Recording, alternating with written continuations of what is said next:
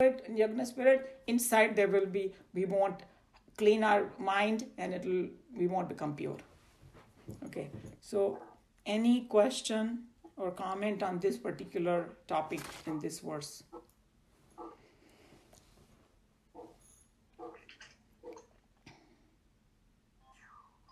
You know, the word they have used in Hindi, if you want to.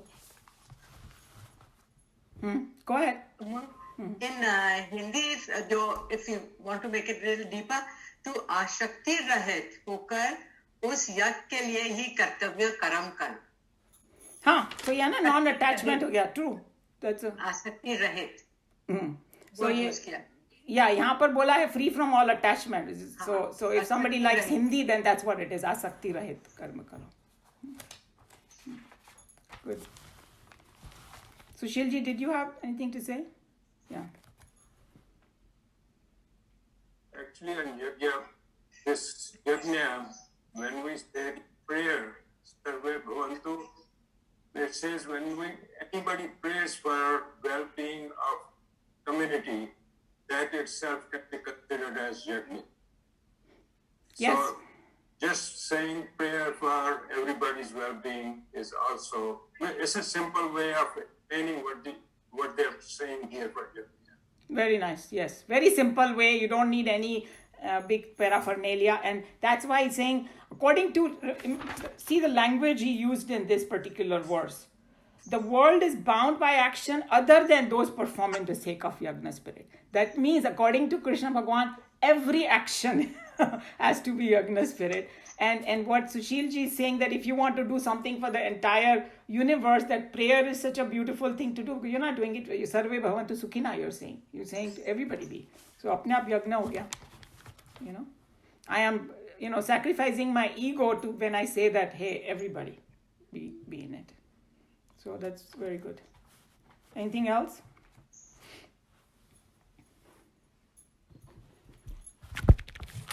Okay. So now, whoever has the Bhagavad Gita can also, read it again or read some few words. There are some references given at the bottom and all that. Sometimes we cannot do everything in the class, but we can understand it better. And if you have questions, we can do it at the last half hour about it, Okay, so now this is a mega task today. Okay, so I don't know. Let's see how much we can. So we are taking Mandukya Upanishad, and I'm like Meena ji said, to summarize. Now 4 years it took. So I was thinking how to do this efficiently, so at least people will get some idea. Okay, I'll make an attempt. I don't know, with Bhagwan's blessing. So Mandukya Upanishad basically is, first of all, that what is Upanishad? Upanishad is also called Vedant. It's part of the Veda, but it's the end of Veda. It doesn't mean literal end. It means उसको पढ़ने के बाद और उसको समझने के बाद और कुछ रह नहीं गया. That's why it's called Vedant. That's the final message. That's what it is. And so there are 108 Upanishads, and I think I already told you that story that when Hanumanji asked Ram Bhagwan, hey, what should I read or understand to get the self-realization? He said, go do Mandukya. Okay, so that is the significance of it. Number 2, it has only 12 mantras, and it is the smallest. So I confirmed it because I don't want to tell anything wrong. It is the smallest of the Upanishads, and it is completely power-packed, and that's why everybody studies it with the Karika that we were studying, because if you just study it, it won't go deep into us, And I think the largest is Brahad Aranya Upanishad. That's what it said. So those are the two spectrums, and I don't know how large it is, but this one is the smallest, that much I know. And so what is the subject of this Upanishad? So everybody knows Om, right? Because Om is like, हम लोग हर एक मंत्र में बोलते हैं, हम लोग Om chanting करते हैं, सब कुछ करते हैं. This tells you what Om is, and it has kind of taken few words from the other Upanishad also, So all the 108 Upanishads are kind of support of each other also. Remember that. So there are certain words even borrowed from the other Upanishads, I mean, they're common. You can say they're common, and sometimes they just refer to it and things like that. So what it tells you, obviously the subject is Brahma Vidya, right? So it's kind of doing two inquiries. One is, what is Om? And second is inquiry about self. What is that? What is self within me? And of course, how it relates to the entire universe and, the substratum or the reality and all that. So there are the 12 mantra, the way it is divided, the first two mantras, 1 and 2, gives you the inquiry into what is Om and inquiry into what is self. And then it goes into more detail. It will tell you what is, self. And I think Sarva Priyananji explains it very well. He said that what Mandukya does is, it takes your own experience that everybody experiences and it asks you to inquire through that. So that means you don't need anything or any other sadhan. Like they say, hey, do I have to do this or that? No, you just see your own experience, and from there you understand what the substratum is. So that's the whole concept behind this Mandukya Upanishad. And it's going to ask about, what the self is or what self is not. One of those inquiries are in that next verses from 3 to 6, only 3 to 7 actually. 7 is one of the most important verses in it, because it tells you what that reality is. Okay? But how to find that kind of reality in our own life, so you can say 3, 4, and 5 are that. Okay, I'm just giving like a summary. And then it's going to tell you about what Om is. Okay, then after 7, all the way up, all of that. So with that background, so now what is Om in a very simple term? It is a symbol for that ultimate. Because nobody can kind of grasp that reality together. That's why they coined this symbol, which is widely accepted, not only in Hinduism, but in Buddhism, Jainism, and Sikhism. They start only with Ek Onkar. They are telling, that Bhagwan or that substratum is Ek Onkar. So that is Om. And there's another word for Om is Pranav. So whenever the word Pranav comes, that's also is Om. Okay? And then that with chanting with Om, I'm not even going into the scientific part of it. They said that if you chant this Om in a long manner, they say all your impurity starts becoming less, and great effect on body, mind, everything. So that is kind of the glory of Om. But what it is, that's what this Mandukya tells you. And the other thing is the Om में तीन letters हैं, A, U और M. So when they say in English, थोड़ा उसकी टांग टूट जाती है थोड़ी सी, because we say A, U and M, but that's not how it is. Like it's actually A, and then U, but वहाँ पर English में U बोल देंगे, but that's not, the sound is U. And then ma bhi, actually it's not ma, it's like that. So that's the real sound of it, like that. Because the moment you do some kind of resonation happens here and you calm down. It's that vibration. It's something very, very scientific. And the other thing is that when you say Om, so you open your mouth, right? O, and then you say, when you finish it, you close it. So everything that you say in this world, either it's open mouth and then or closed. So it's a symbolism of everything in the world, all names and forms. Anytime we do any speaking, it becomes part of the Om only. Because either you open your mouth or you close your mouth, and that's what encompasses everything.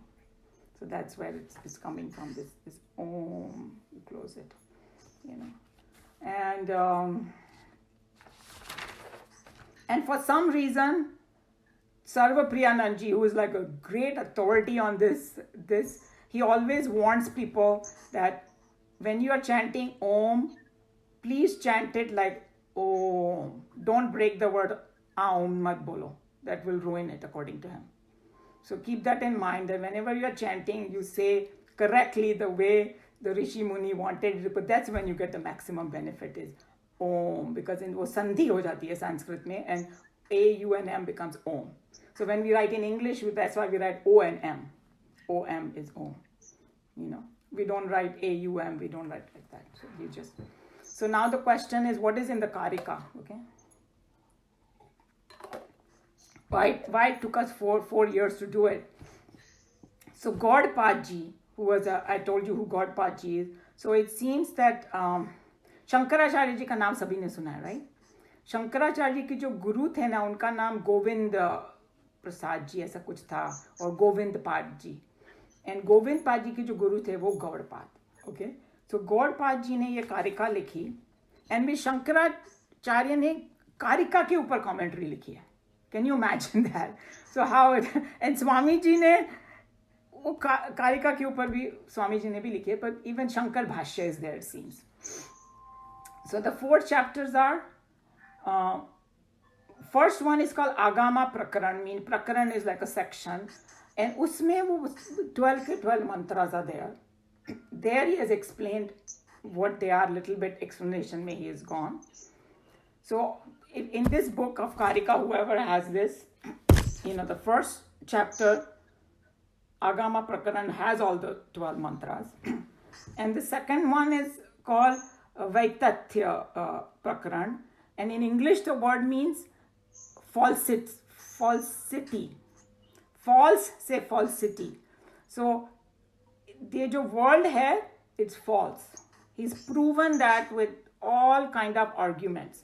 Now remember, this kind of thing is a little outlandish, and sometimes you may think that it is going in a different direction than Bhagavad Gita and all. But if you have a better understanding of Bhagavad Gita and all, you will see it is in line with it.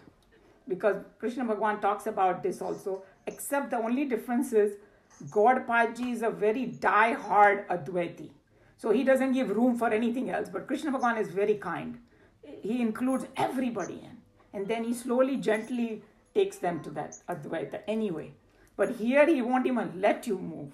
That's why a lot of Swamis and all, they say that, you know, they don't recommend this for their students at the early stages because it can confuse them.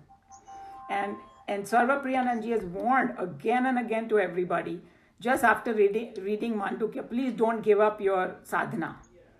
Because even though we understand Mandukya Upanishad, but in our depth of our minds, we are still attached to the body.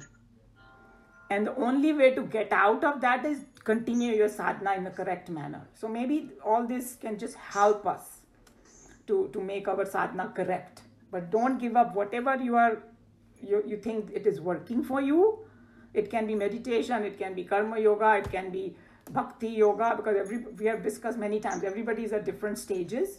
So continue that sadhana, understanding this. Don't give up any of your sadhanas. It warns it. So I'm just repeating what he was saying. So that is a falsity. Then the chapter 3 is Advait, non-dual. So he gives a logical explanation with all kinds of things and every kind of doubt that somebody could have that this is not non-dual, he will plug it. But so a lot of scholars and all, they come with all kind of arguments. So he will tell you why. So it is Advait, so it's a non-dual, you know. And the last one, most of you were there when we did the last one. It's called Alat Shanti, but it's like the translation is quenching of firebrand. If it sound like crazy if you haven't attended those classes. So firebrand is nothing but you take a फुलझड़ी लेते थे ना अपन India में, और उसको ऐसे सभी ने किया है यहाँ पर, जितने भी लोग बैठे ऐसे घुमाते थे हम लोग, राइट? सो घुमाते हैं तो वो ऐसे गोल गोल दिखाई देता है, एक्चुअली है नहीं वो गोल, you know. So is saying that quenching of firebrand means ये पूरी दुनिया घूम रही है चारों तरफ, एंड वो सब बंद हो गया. Mean now I understand what this दुनिया is, that is not bothering me. That's what it means. That वो शांत हो गया मेरा मन. That's what it means. So that's what is in the Karika.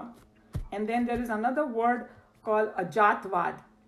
And that we have, whoever was there in the classes, he hammered that word a lot, and we heard that word so many times. So the English translation to it is theory of no origination, or something like that. Doctrine of non-origination, Doctrine of non-origination. So which is like, जिसमें birth or death है ही नहीं. So now somebody will say, what do you mean? I mean, I experienced that. I was born and I'm going to die and all that. How does that happen? So I think that Sarvapriyananji is the one who came up with this absolutely brilliant example. And then we will understand what that means. Otherwise, we don't understand. So he's saying that, and this example is used always in the Shastras, but he just explained it very nicely. So he said that it's something like gold and the ornaments, right? So now I'm looking at a necklace, and if I don't know anything about the gold, I will just focus on the necklace. So this is a necklace, this is a necklace. And the person, the gold smith, he's looking at gold. Uska dhyan sirf gold mein hai. So he's saying, hey, this is gold. And then the bangle, usko kiसी ने गला दिया. So the person who doesn't know about gold says, oh my God, my necklace is gone. And the goldsmith said, no, there was never a necklace anyway. It was always gold, and now it is this. From that perspective, nothing has changed for him. See, the value has not changed. From the goldsmith's perspective, value has not changed.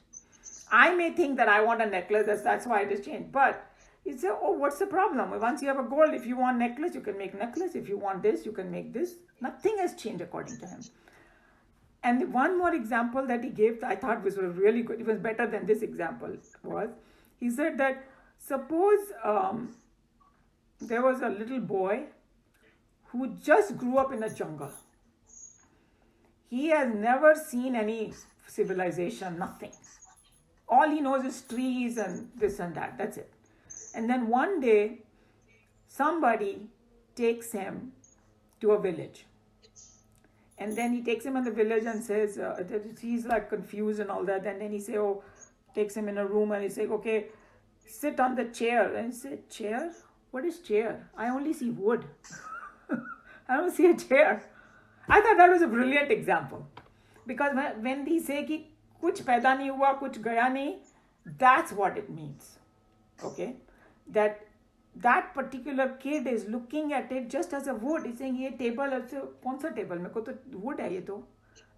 He's everywhere. He's just seeing the wood. So that's what Gaudapada is saying. This whole world is nothing but that Brahman. You calling it by some whatever name you want. Actually, कुछ पैदा नहीं हुआ, कुछ हुआ नहीं. It's just your mind is calling you all these. That's where this whole idea of Ajatvad is coming. Okay?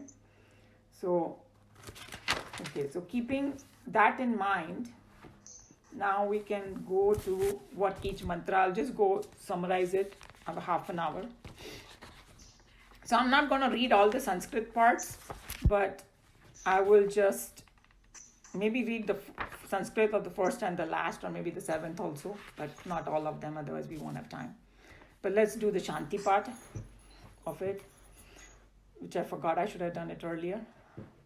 Om Bhadram Karne Vishruniyam Devaha Bhadram Pashye Makshabhirya Jatraha Sthirai Range Sushtu Vagam Sastanubhi Vyashema Devahitam Yadayuhu Swastina Indro Vruddhashavaha Swastina Pusha Vishvavedaha Swastina Kshtaksharyo Arishta Nemihi Swastino Bruhaspatir Dadatu Om Shanti Shanti Shanti. So you have seen this verse comes, this mantra comes so many places, and it's from this Upanishad. That's the origin of it. Okay, so whoever has the book, but unfortunately now your book page numbers are going to be totally different. Okay, There's the first verse. Remember last time you guys did come across that first verse when we chanted it. So if you have it, you can open it. It's in that first chapter. And it starts with Om or Hari Om. And it says... Umaji, huh. at the end of the book, there's last page has the mantras and the page number with it. Oh, okay. Fantastic. Yeah, thank you for sharing that. Page. Look Yeah. at the last page. Okay. And the mantras. But वो मंत्रा उसमें वो है अल्फाबेटाइज किया हुआ है मेरे में तो एटलीस्ट Yeah, पर उसके साथ नंबर दिया हुआ है, पेज नंबर दिया हुआ है ना? ठीक है. So go to that page. Yes so anyway whichever way जो मीना जी बता रही है वैसे या if you already know where it is then you can go to it and the verse is And Manju, can you please mute yourself, Manju? Yeah. Mine is muted, I think. Let me see. Good, thank you. Muted. Okay, No, not muted. It's unmuted again. Just mute yourself. Thank you, thank you. You're done. So the other thing, today for some reason there's a lot of static and all coming, and what is happening is that when I did the Zoom, this particular link had kind of disappeared from my account, and because they only give you up to 3 months, so I said, oh my God, it's too late now. So I didn't create, I think I created a new link, but I didn't send it all of you, and I tried this old link and it worked. But from next week, the link is going to be different. I'm going to try that. Maybe that will clear some of the static and all, because that's how they operate or whatever. So just look out for the new link now from the next week. Okay. Okay. So here is a mantra. Hari Om. Om ityadeta aksharam idam tatya upavakhyanam bhutam bhavat bhavishyat iti sarvam omkara eva yat cha anyat trikal atitam tad api omkara eva om ityadat aksharam idam. And maybe somebody can read it now. Sorry, Uma, I'm totally lost. What did you just read? Oh, I just read the first verse of the Upanishad, which is in this book. Do you have the book? Mandukya? Even I can't find it either. Can somebody help whoever? Geeta, do you have the book? I In cannot this hear you. copy- Unmute In this yourself. copy, it is on page 4. In this copy, it is on page 4, and it's the first mantra over there.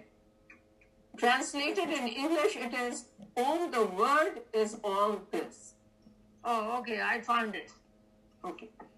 Okay, Geeta, did you find it? Geeta doesn't have the book, she said. So, Okay, so now we have just started the Karika. Is that right? no. We've ju- No, all I'm doing today is Meena ji had requested that I summarize it today because we finished with it. So I'm just summarizing. So because it's only 12 mantras, I thought I'll quickly go through each mantra, what it's saying. Then everybody can do their self-study at home if they wish. That's all I'm doing. So Karika this is fused into Karika. So, but the chapter 1 has all 12 mantras. But they are not still in complete sequence. बीच में उन्होंने अपनी commentary भी डाली है. But right now, here it starts, Agama Prakarana does start with the first mantra. That's all I'm saying. And which is the actual mantra of the Mandukya Upanishad. Okay? So here is inquiring into what Om is. And he's saying Hari Om. Om is the word, is all this. So this is like, oh my God, it's a very loaded word, okay? Not simple as all this, because when they start explaining in the Vedantic term, so there is a whole definition of what that and this is, okay? So when you say this, anything that I can objectify is this. So I say, hey, this phone or this thing or this world, blah, blah, blah, whatever. My mind also becomes a this because I can objectify. I can watch my mind. Hey, today I'm feeling good or not feeling good. You see what I'm saying? My body also I can objectify. Yeah, I'm looking at my body. So anything that I can objectify is this. And that is something which I cannot objectify. And that's the Brahman or God or substratum. So when he's saying Om is all this, everything is included in it. And then it goes further also. A clear explanation is telling you more is the following. All that is past, present, and future verily. Anything that has happened in the past, happening now, or will happen in the future is symbolized by Om. Okay? And Om is that which is beyond. That is the most important one. Om encompasses not only the phenomenal world, but the world beyond. That means that substratum or the Brahman. Beyond the 3 periods of time. So I think that Swamiji calls it like an Einstein world of time and space. Okay, so this world that we live in is Einstein world of time and space, but there is something beyond it that also is Om. And he's saying, is indeed Om. मतलब एकदम ठोक बजा के बोला उन्होंने कि everything is Om. And one thing I forgot to mention before I started all this, that this particular Upanishad not only gives the definition of Om, definition of self, or indication. It's not even the word definition, is not indicative definition, they call it. That self you cannot describe, so you just indicate it. That's all you can do. And then you have to experience it yourself. And it also tells the sadhana, means how to get to it. So that sadhana is, chanting the word Om in a particular manner, which is prescribed by this Upanishad. That's what it's going to tell us, that how to do it correctly, because we have lot of times we don't know the depth in it and we don't do it correctly. So this will guide you how to do it correctly. So that's what this particular verse means. So there are certain words that are very, very important and one of them is, this indeed is Om. So that Sar Priyananji brought a very important thing. And I don't know if we'll understand, or maybe I don't even know how to explain it completely, but I'll try. So he said that इसमें ये भी नहीं बोला है कि वो symbol है Om. He's saying Om is. See the difference? Om is that Brahman, and the reason he's saying is because everything in the world, name and form, उसका कोई अस्तित्व नहीं है. It doesn't have any existence. And the example I can give is, because I always learn more from example, that waves and ocean. Waves, compare it to this world. Waves, okay? Does it have an independent existence? Can it exist without the ocean? No. So that's why everything that you see, it's like not there in a sense. It is not there, meaning it does not have independent existence, totally dependent on something else, which is the substratum. That's why he's saying that when we say Om, it's all this, but remember, what did he say? Om is also what is beyond. So everything is actually that beyond only. That's the whole journey in this. Does that make sense what I'm saying? If not, then I apologize, because I don't know how to explain it. It's a kind of hard subject. But just remember, this particular verse is saying that Om symbolizes everything past, present, future, and that is beyond. That will be good enough for right now. And actually in Om, in the yogic sciences, this is the way they put it. They say that this is Om is the basic sound of creation. So A, U, Ma, कोई भी शब्द अगर हम लोग बनाएंगे तो बिना अ के नहीं होगा, वो अ का साउंड होता ही होता है उसमें. True. So one of these sounds in any word has to be there, and it is the basic sound. अगर कोई चीज basic है, need is the foundation. So without it, it cannot exist. So this in the yogic sciences, the Om is the basic sound. True. So you will see, that's why I already warned everybody that it's a very vast science, and there are so many aspects of it that you will need like another 4 years. But just small things we are bringing out, in it. And then you can add upon it more and more stuff. So the second verse has a very, very powerful statement in it. And I think that I have discussed this in previous class, but I'll quickly go through it. Mahavakyas. Who has heard the word Mahavakya, then just raise your hands. I cannot know where everybody is. If you have, okay, but 3 people. So Mahavakyas are great statements of the Upanishad that defined everything, you know. And there are 4 Mahavakyas in our Upanishad that are most famous.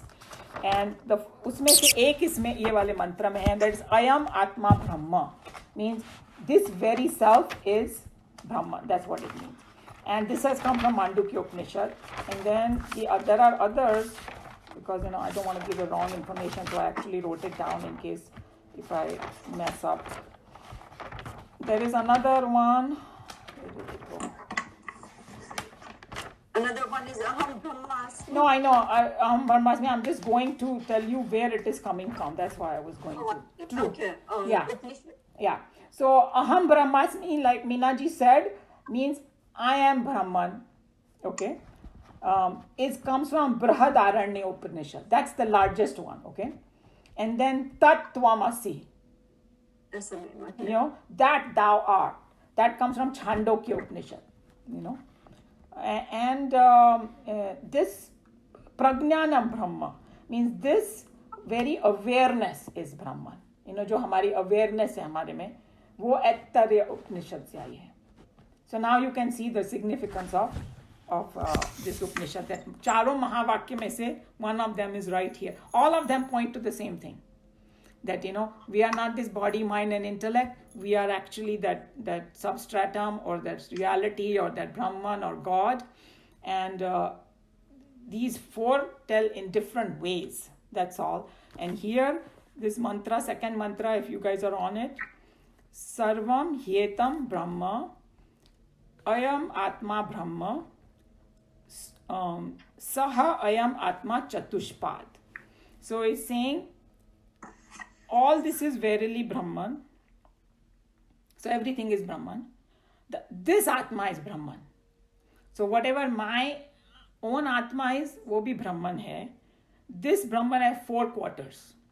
So this is just a way to explain it. But actually it's not 4 compartments. But it is as though it looks like 4. That's all. It's 4 different experiences, you can call it.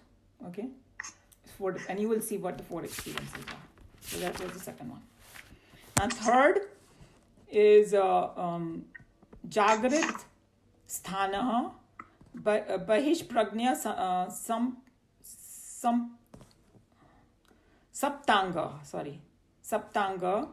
Ekon Vishanti Mukha Stula Book Vaishwanara Pratham Padaha. And it also talks about there are 2 things in the world going on. One is microcosm and one is macrocosm. And all of you are into yoga and all that. So you must have heard there in like Ayurveda also, they say we are actually miniature universe ourselves. You have heard about that, right? We are just representation of that entire universe. We are miniature. That's all it means. Means all the elements that are out there, it is within us also. And we know that the Panch Mahabhutas, they are out there in the whole universe and we have it in us. And somebody was saying that we are made of star material because all the elements, they always get exchanged in different stars and all that to the space. So when it talks about the 3 experiences, remember, I cannot go in detail because I'm just summarizing. It's going to talk about your own experience as well as the entire thing together. Okay, so the first quarter it says is Vaishwanara. Vaishwanara, whoever has studied Bhagavad Gita completely, that they are Vishvarupa Darshan, right? In chapter 11, that's the same as Vaishwanara over here. Okay, and यहाँ पर उसको विश्वा कहा है, means जो जागृत अवस्था है ना हमारी, उसका totality is Vishvarupa Darshan. And when we are Jagrit रूप में तो क्या होता है that I am experiencing this world with my 5 senses. So everything that comes under the world when I'm awake comes under Vaishwanara. Okay, that's what it means. So he's talking about now 4 भाग उन्होंने बताया ना. So पहला experience है Jagrit अवस्था, which we all know. Abhi right now everybody's Jagrit over here, hopefully. So the first quarter is Vaishwanara, whose sphere of activity is waking state, as it says, who is conscious of the external world of objects. The reason it's said, because when we go to sleep, we are not conscious of the objects in the, it means waking world. We go into a dream world and then we go into sleep. So this only happens in the waking world, that we are conscious of the worlds of the object. And then this is a very loaded word, who has 7 limbs and 19 mouths, and who enjoys the gross objects of the world. So what are these 7 limbs? तो वो पूरा वैश्वानरा यानी विश्व रूप दर्शन को उन्होंने एक being के रूप में देखा है. Okay, and this comes from Chandogya Upanishad, this word, this explanation of 7 limbs, and it is क्या है वो 7 limbs? The heavens are considered the head of this being. Sun is the eyes. Water is the stomach. Air is the breath. Fire is the heart. Sorry, I should go in sequence. So heaven is the head. Suns are the eyes. Air is breath. It's the entire universe, huh? Fire is the heart. Water is stomach. And earth is his feet. And entire space is body. Okay? So this was it. It means by 7 limbs over here. And you can, whenever you get a chance, you can read more, whoever has a book. And 19 mouths. So we are, as though eating from the 19 mouths. What does it mean? That everybody knows the 5 senses, right? Hearing, smelling, touching, seeing, and all that. That those have become 5. And then 5 karmendriyas. Hands, legs, speech,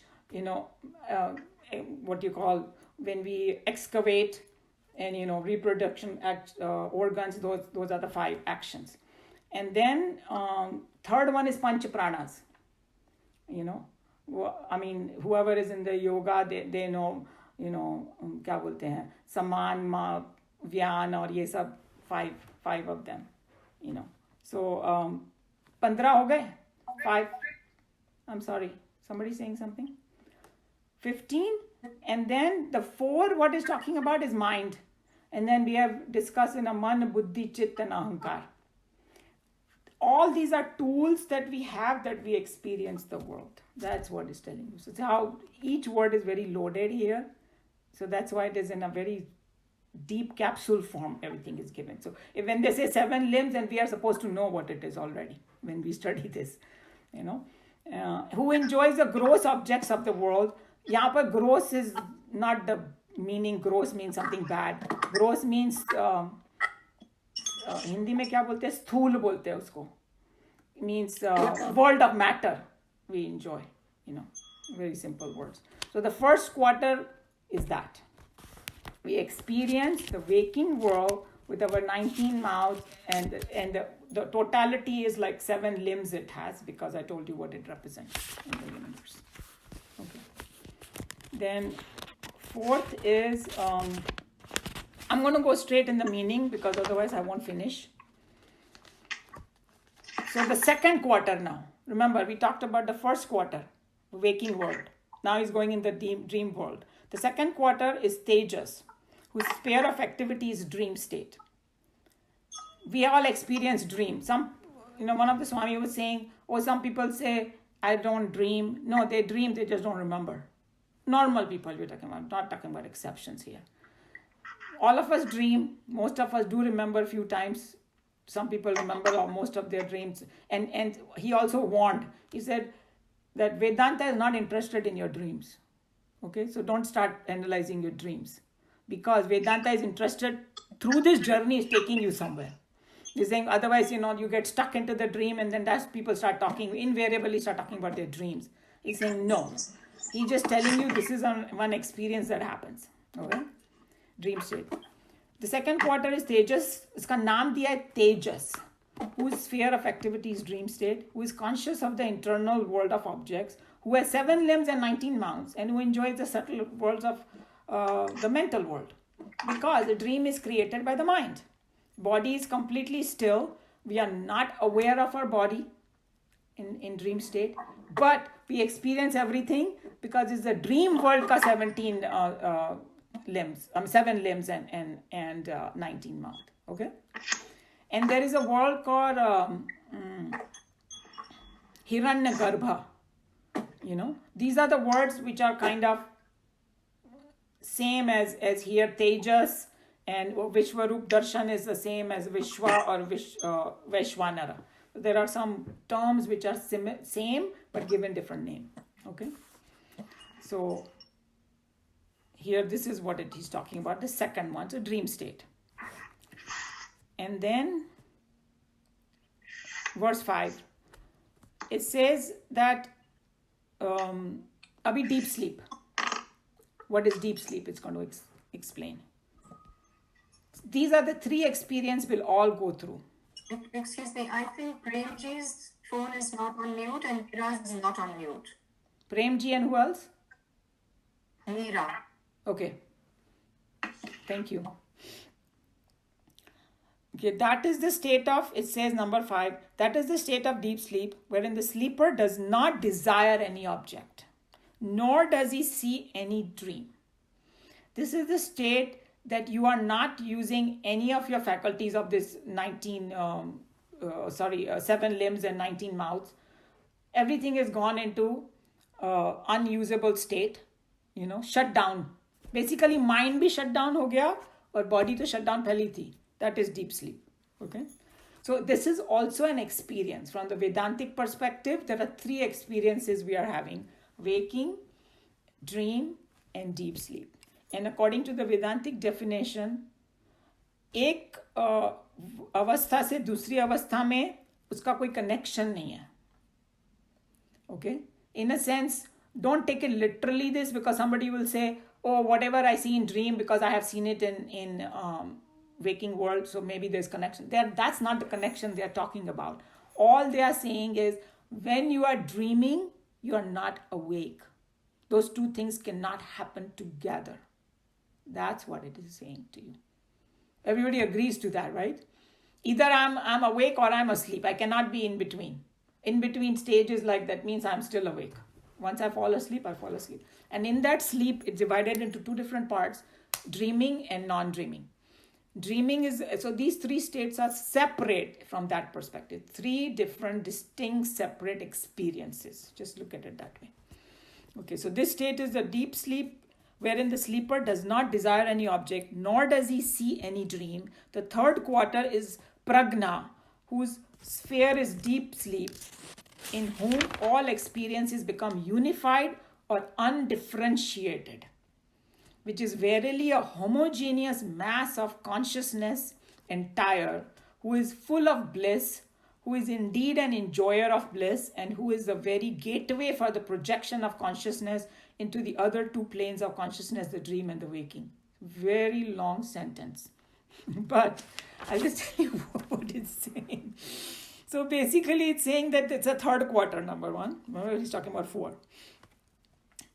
जिसका experience है deep sleep, जिसमें क्या होता है deep sleep में, that everything becomes one, like एक क्या बोलना चाहिए हिंदी में और इंग्लिश में, one mass of consciousness is saying.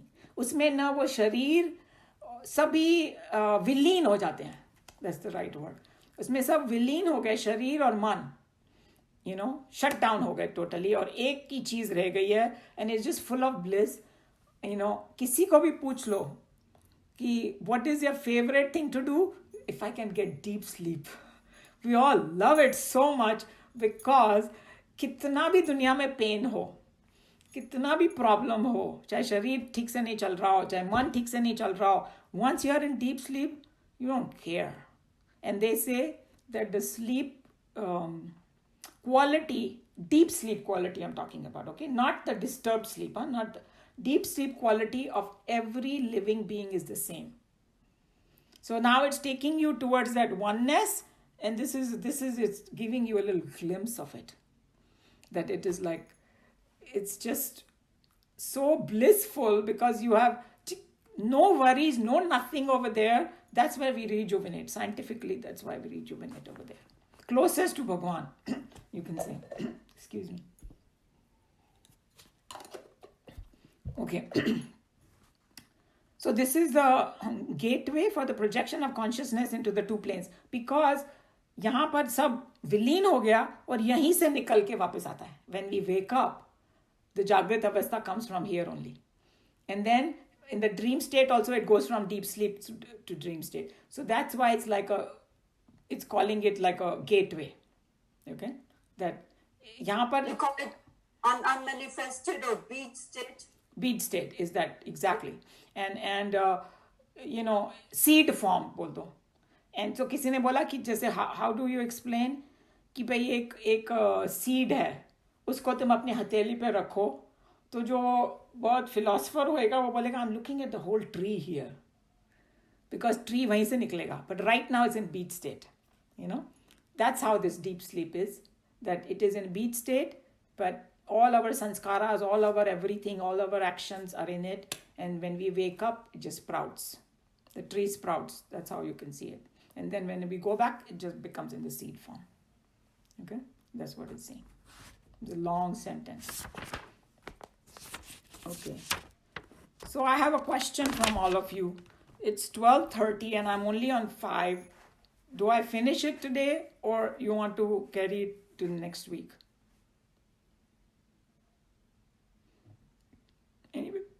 Anybody wants to say? We can. I can hear you. Unmute. I think we can carry it for the next week